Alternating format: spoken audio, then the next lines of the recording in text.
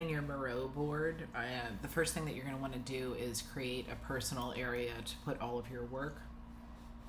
This is a shared journal, but each person will have individual control over what they add to it.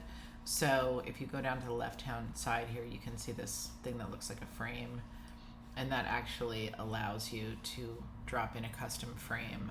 There's a lot of space on this board, and you really don't need to make something massive. So you can see I'm zoomed out to 11%, so you can just take up a little bit of space, maybe start in the upper left-hand corner. So I'm gonna place this here and then rename it my name. You will do your name.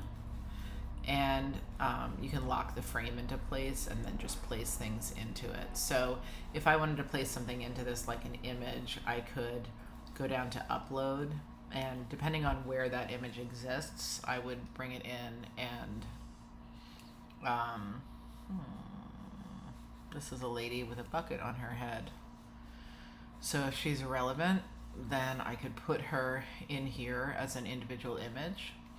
I'm going to zoom in so you can see the bucket lady a better. To move around the board, you just hold the space bar down and you can drag around.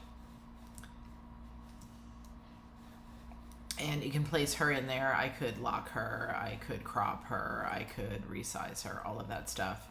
I can also click on her and delete her if I want to. You can also upload like a link to something. So I'm gonna say, let me grab a link to something. I'll grab a link to my curriculum map that I've been making. And I can say upload by URL, place that here. And it should give me the option to bring in this document that is in my Google Drive. And I just have to make sure my permissions are set to visible to the public. And then obviously it's too small to actually work with, but you could open it up and look at that.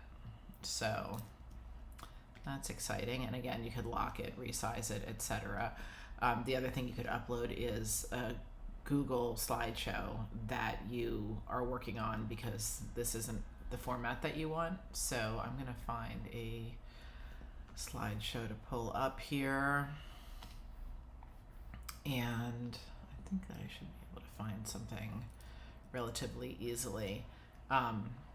Anyway, I don't think I need to keep recording so that you can see that, but it'll do the same thing as this would, which is just bring in a document. And so that gives you some freedom on how you want to arrange this as a shared space. And it just allows me to access everything for feedback, and also throw in comments. So maybe I would throw a comment in here and say, you know, here is a comment, why wear a bucket? If it's relevant, and then you can resolve that. I can add somebody else. I can say, Isa, this makes no sense. And then you could also respond to me there. You can use other things here like arrows. If you want to get crazy, you can say, oh, this and that are related to each other, and change the type of arrow, the size of the arrow, etc., the color. So there's a lot of tools in here that you can play around with, but mostly it's just a template for you to add wherever presentation for your work is, so that we can access it and have everybody in the class in the same place. Okay.